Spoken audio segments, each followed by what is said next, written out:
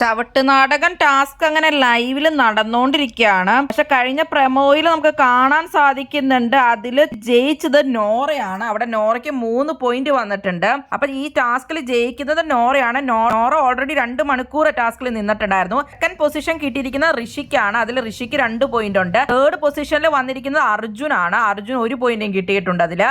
അപ്പൊ അത് പ്രമോയിൽ നിന്നും കാണാൻ സാധിക്കുന്നുണ്ട്. 1 മണിക്കൂർ 55 മിനിറ്റ് എങ്ങാണ്ട് നന്ദന നിന്നിട്ടുണ്ടായിരുന്നു. നന്ദന ഇപ്പൊ ലൈവിൽ ഔട്ട് ആയിട്ടുണ്ട് ആ ടാസ്കിൽ നിന്നും. അത് കഴിഞ്ഞ് കയറിയ സിജോയും പെട്ടെന്ന് തന്നെ ടാസ്കിൽ നിന്ന് ഔട്ട് ആവുകയാണ് ഉണ്ടായത്. അത് കഴിഞ്ഞ് വന്ന ജാസ്മിനും ടാസ്കിൽ നിന്ന് ഔട്ട് ആയി പെട്ടെന്ന് തന്നെ. ഇപ്പൊ ഋഷിയും അർജുനുമാണ് നിൽക്കുന്നത്. ഋഷി ഒരുപാട് നേരമായി നിൽക്കുന്നു. സായി, നന്ദന, നോറ, അഭിഷേക്, സിജോ, ജാസ്മിൻ 6 പേരിങ്ങനെ ടാസ്കിൽ നിന്ന് ഔട്ടായി.